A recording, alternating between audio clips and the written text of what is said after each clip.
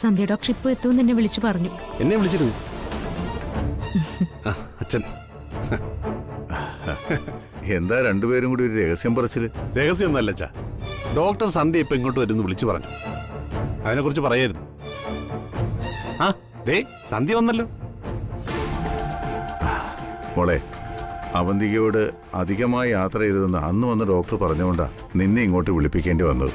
അതിനെന്താ അച്ഛാ, ഞാൻ ഇവിടെ വന്ന് പരിശോധിച്ചോളാം. അപ്പോഴല്ലേ എല്ലാവരും അറിയുള്ളൂ. അനഘേ, നീ അവന്തികയോട് വരാൻ പറയേ. അനഘേ, വേണ്ട, ഇങ്ങോട്ട് വരണ്ട. അച്ഛൻ ഞാൻ അവിടെ പോയി കണ്ടോളാം. എന്നാ പിന്നെ അങ്ങനെ ആയിക്കോട്ടെ. നീ അകത്തേക്കല്ലേ.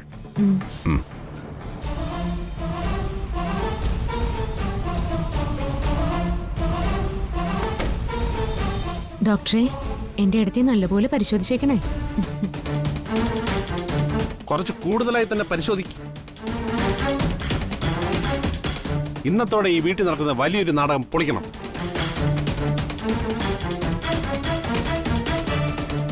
അവന്തികയ്ക്ക് ഒരു കുഴപ്പമില്ലെന്ന് പരിശോധനയിൽ തെളിഞ്ഞ് ഇവിടെ ഒന്ന് പറയുകയും വേണം. ഡോക്ടർ ചെല്ല്, എന്നിട്ട് തിരികെ വന്നിട്ട് ഞാനും നന്ദേട്ടനും കാത്തിരിക്കുന്ന ആ വാർത്ത പറയാം. ആ വാർത്ത എല്ലാവരും അറിയണം. ഡോക്ടർ പരിശോധിക്കുമ്പോഴേക്കും ഈ വീട്ടിലെ എല്ലാവരെയും ഞങ്ങളായിട്ട് തന്നെ ചെന്ന് വിളിച്ച് ഇവിടെ കൊണ്ടുവന്ന് നിർത്താം. ചെല്ലു.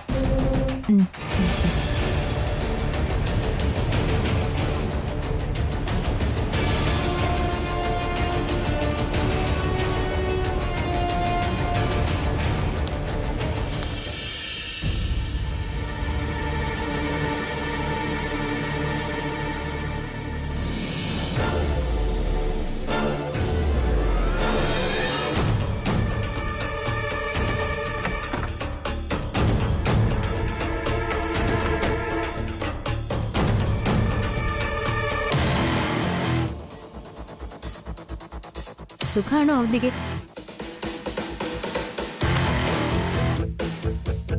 സുഖത്തിനെന്ത് കുറവല്ലേ?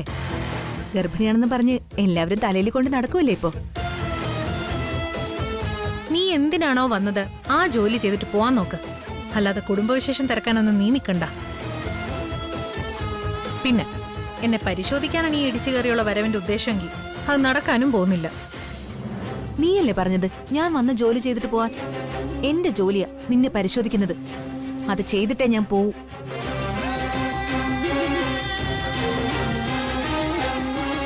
നിനക്കെന്തെങ്കിലും ബുദ്ധിമുട്ടുണ്ടെങ്കിൽ നീ അച്ഛനോട് പറയും. ഞാനും പറഞ്ഞോളാം നീ സമ്മതിക്കുന്നില്ല എന്ന്. എന്താ പറയണോ? അപ്പോ എന്നോട് സഹകരിച്ച നിനക്ക് നല്ലത്.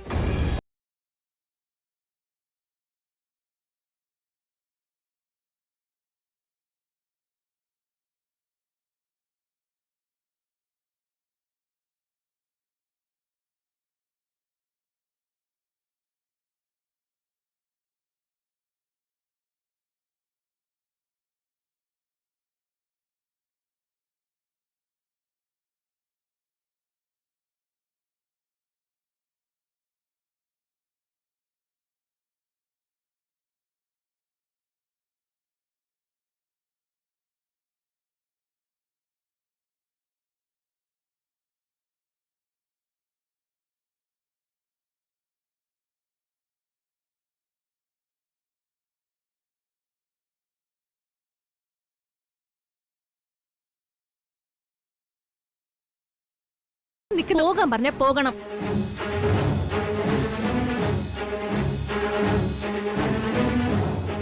വലിയ ചെക്കപ്പിലേക്കൊക്കെ നമുക്ക് പിന്നീട് പോവാം.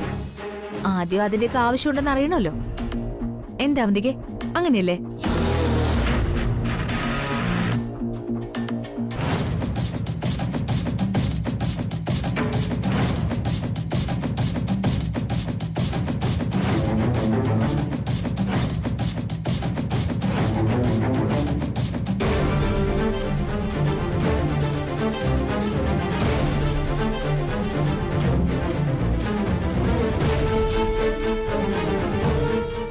മോളെ, അവന്തിയേക്കും കുഞ്ഞിനും മറ്റു കുഴപ്പങ്ങളൊന്നുമില്ലല്ലോ? എന്താ മോളെ, എന്തെങ്കിലും കുഴപ്പമുണ്ടോ? കുഴപ്പമൊന്നുമില്ല അച്ഛാ. അവന്തികയും കുഞ്ഞും സുഖമായിരിക്കുന്നു.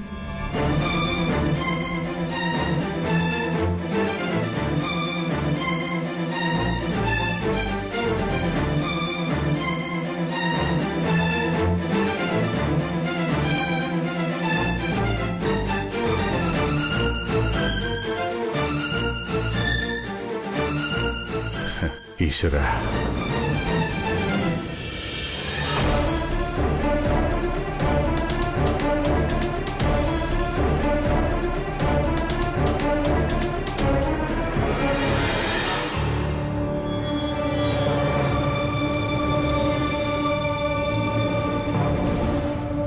ഡോക്ടർ,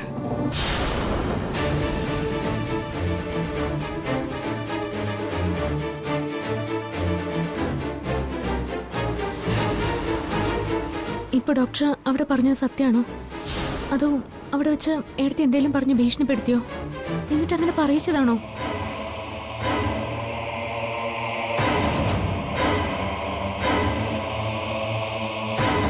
എന്താ സന്ധ്യേ,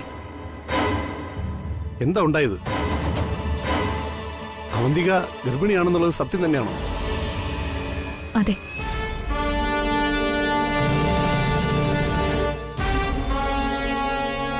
എന്നെ ഒന്നും പറഞ്ഞ് ഭീഷണിപ്പെടുത്തിയിട്ടൊന്നുമില്ല. അവന്തിക ശരിക്കും ഗർഭിണി തന്നെയാ.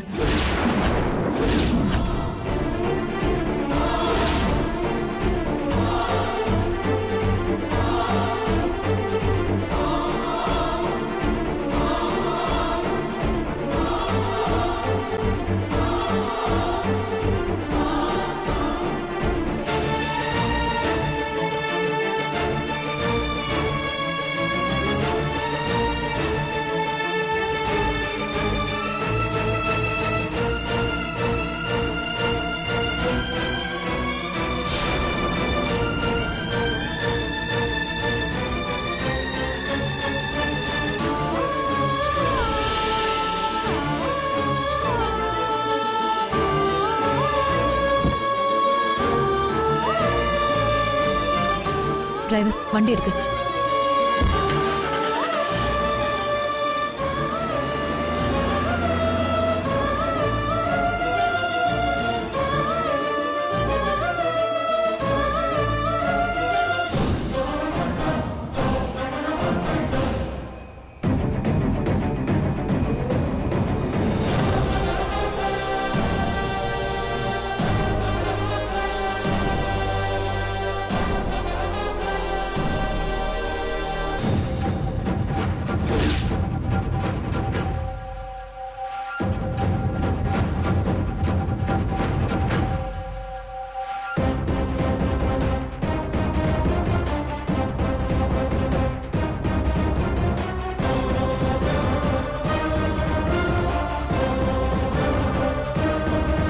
ഇപ്പോഴെങ്കിലും മനസ്സിലായോ അവന്തിക ഗർഭിണിയാണെന്നും വെറുതെ പറഞ്ഞതല്ലെന്നും?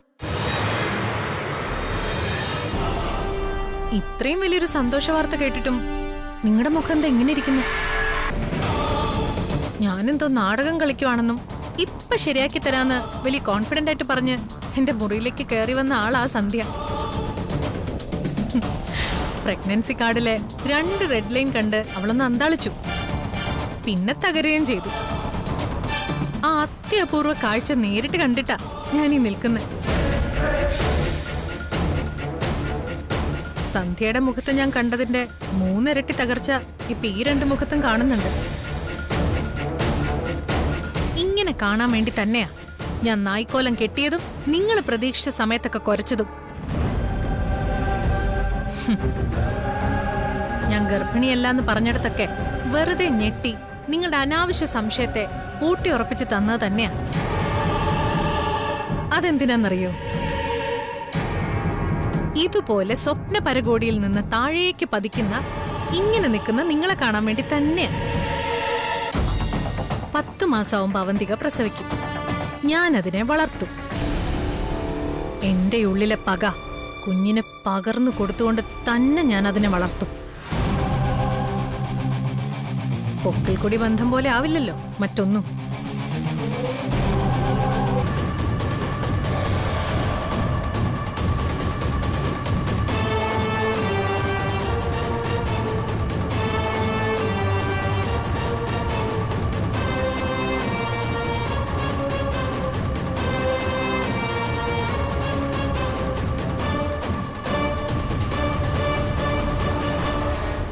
നിന്നോട് ഞാൻ പല തവണ പറഞ്ഞിട്ടുണ്ട് എന്നോട് വെല്ലുവിളിക്കാൻ നിൽക്കരുതെന്ന്.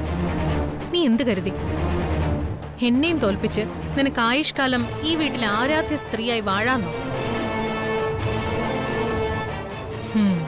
നിന്റെ ആ മോഹം ഒരിക്കലും നടക്കാൻ പോകുന്നില്ല അർച്ചനെ. നെല്ലിശ്ശേരി സേതുമാധവന്റെ മകന്റെ കുഞ്ഞിനെ പ്രസവിച്ച് നെല്ലിശ്ശേരിയുടെ പരമപദത്തിലേക്ക് അവന്തിക നടന്നു കയറുമ്പോ നീ ഉണ്ടാവണം അവന്തികയുടെ ആശ്രിത വത്സയായിട്ട്, എന്റെ കാൽച്ചുവട്ടിൽ എന്നെ അനുസരിച്ച്.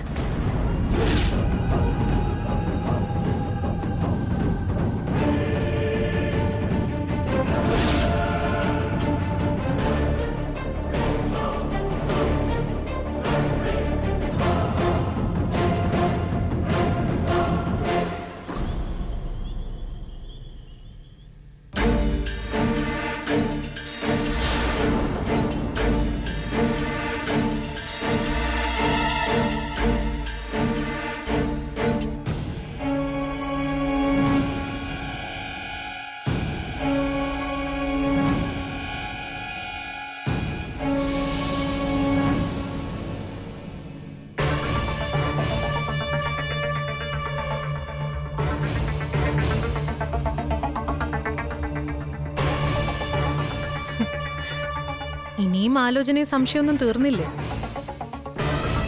മനസാക്ഷി സൂക്ഷിപ്പുകാരിയായ സന്ധ്യ വരെ എന്റെ ഗർഭത്തിന് ISI മുദ്ര അടിച്ചു തന്നിട്ടും അതിന്റെ കാരണക്കാരൻ ഇപ്പോഴും ആലോചനയാണ്. ദേ, ഇവിടെ ഇങ്ങനെ മലർന്നടിച്ച് കിടക്കാതെ പുളിയുള്ള എന്തെങ്കിലും തിന്നാൻ വാങ്ങിച്ചോണ്ടതാ. ഭാര്യ ഗർഭിണിയായിരിക്കുമ്പോഴേ എങ്ങനെയൊക്കെ നോക്കണം, എന്തൊക്കെ മുൻകരുതൽ എടുക്കണമെന്ന് ഹനിയനായ സന്ദീപിനോട് ചോദിച്ചാൽ മതി, അവൻ പറഞ്ഞുതരും. അല്ല, ശരിക്കും എന്താ നിങ്ങളുടെ പ്രശ്നം? അല്ല, പ്രതീക്ഷിക്കാതെ പെട്ടെന്ന് അച്ഛനാവാൻ പോകുന്നതിന്റെ പ്രശ്നമാണോ? അതോ എന്നെ ഇവിടുന്ന് പുറത്താക്കാന്ന് അർച്ചനയ്ക്ക് വാക്കുകൊടുത്തിട്ട് അത് നടക്കാത്തതിന്റെ സങ്കടമാണോ? ആ, ഇതിലേതായാലും എനിക്ക് കുഴപ്പമൊന്നുമില്ല. ഇനിയെങ്കിലും മനസ്സിലാക്കിക്കോണം, ഞാൻ ഇവിടുന്ന് എവിടെയും പോകുന്നില്ല. പോകേണ്ടവര് വേറെയാ. അവര് പോകേണ്ട സമയത്ത് തന്നെ പോവും. ഞാൻ ഇറക്കി വിട്ടോളാം. കുറച്ച് സമാധാനം തരുമോ? നീ ഗർഭിണിയാണെന്നല്ലേ പറയുന്നത്? ഉറക്കം കളയാതെ പോയി കിടന്ന് ഉറങ്ങാൻ നോക്ക്. എന്തൊരു കരുതലായി മനുഷ്യന്. എങ്കിൽ പിന്നെ ഞാൻ വേറൊന്നും പറഞ്ഞ് സമാധാനം കളയുന്നില്ല. നമുക്ക് വേറെ എന്തൊക്കെ പറയാനുണ്ടല്ലേ? ആ, ഒരു കാര്യം ചെയ്യാം. എനിക്ക് നന്ദേട്ടനും ജനിക്കാൻ പോകുന്ന കുഞ്ഞിനെ കുറിച്ച് പറയാം. നന്ദേട്ടന് ആൺകുഞ്ഞാണോ പെൺകുഞ്ഞാണോ ഇഷ്ടം? ആൺകുഞ്ഞാണെന്ന് പണ്ട് എന്നോട് പറഞ്ഞിട്ടുണ്ട്. പക്ഷേ എനിക്ക് പെൺകുഞ്ഞാ ഇഷ്ടം. ഇനി എന്റെ ആഗ്രഹം പോലെ മോളാണ് നമുക്ക് ജനിക്കുന്നെങ്കിൽ എന്തു പേരിടും നന്ദേട്ടാ? ആ, പിന്നെ സന്ധ്യാന്നോ അർച്ചനാന്നൊന്നും ഇടാൻ പറയരുത്. വേറെ നല്ല പേരെന്തേലും പറ. ആ കുഞ്ഞിനെ നമുക്ക് നല്ലോണം വളർത്തണം. നല്ല വിദ്യാഭ്യാസം, നല്ല ജീവിതം, അതൊക്കെ കൊടുത്തു വേണം വളർത്താൻ.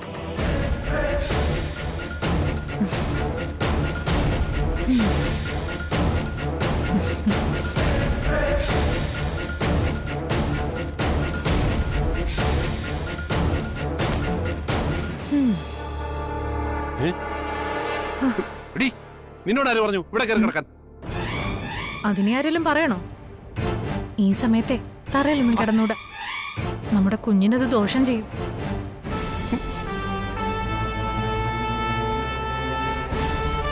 ദേ, 10 മാസം കഴിയുമ്പോ നമ്മുടെ ഇടയിൽ ഒരു കുഞ്ഞ്. ആലോചിക്കുമ്പോ തന്നെ മനസ്സിനൊരു സുഖം. നന്ദേട്ടന് കിട്ടുന്നുണ്ട് ആ സന്തോഷം? ഈ കുഞ്ഞിന് 1 വയസ്സ് കഴിയുമ്പോ അടുത്തത്, പിന്നെ അടുത്തത്, അങ്ങനൊരു 3-4 പിള്ളേർ വേണം നമുക്ക്.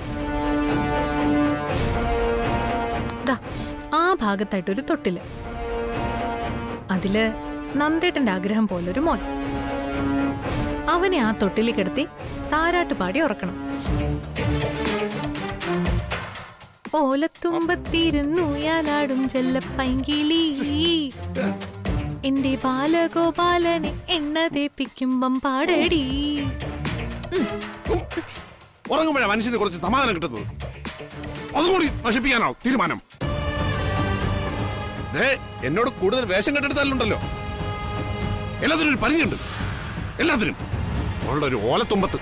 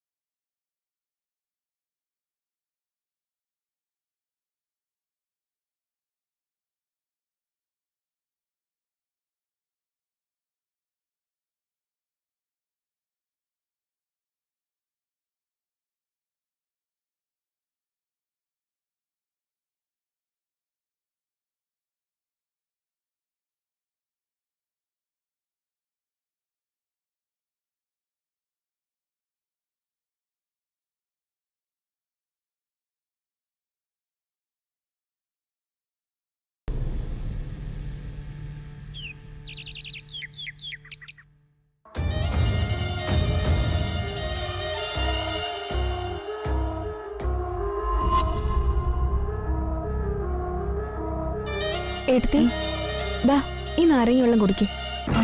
നാരങ്ങയുള്ളോ? ഞാൻ ചോദിച്ചില്ലല്ലോ. ചോദിച്ചില്ല. ഗർഭിണികൾ ആദ്യത്തെ 3 മാസം നാരങ്ങ വെള്ളം കുടിക്കുന്നത് നല്ലതാണെന്ന് ഒരു വീഡിയോയിൽ കണ്ടു. അത് കുഞ്ഞിനും നല്ലതാണത്രേ. അതാ ഞാൻ ഉണ്ടാക്കിക്കൊണ്ടുവന്നേ. ദാ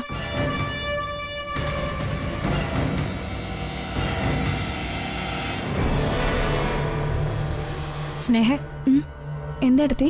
നീങ്ങി വന്നേ. വാ, ഇവിടെ ഇരിക്കെ. എത്ര നാളുകൾക്ക് ശേഷമാ നീ എൻ്റെ അടുത്ത് വന്നിരിക്കുന്നതെന്നറിയോ? പണ്ട് എൻ്റെ അടുത്തുനിന്ന് നീ മാറില്ലായിരുന്നു. നീ മാത്രമല്ല, സച്ചിൻ സന്ദീപും അങ്ങനെ തന്നെ ആയിരുന്നു. വളർന്നപ്പോ എല്ലാരും അങ്ങ് ഒരുപാട് മാറിയ പോലെ.